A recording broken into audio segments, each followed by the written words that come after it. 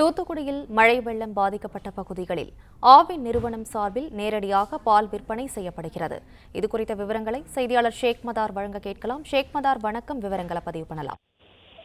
வணக்கம். தூத்துக்குடி மாவட்டத்தில் கடந்த 2 தினங்களாக பெய்த கனமழை காரணமாக பல்வேறு பகுதிகளில் மழைநீர் குளம்போல் தேங்கியுள்ளது.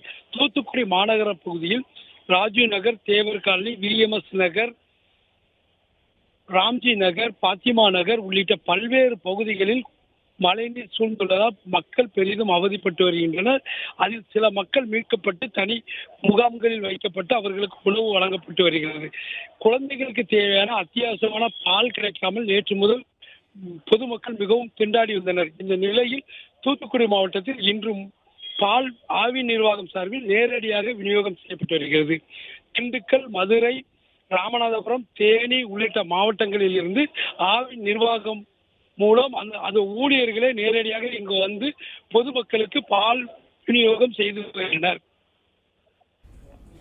தகவல்களுக்கு நன்றி ஷேக் மதார்.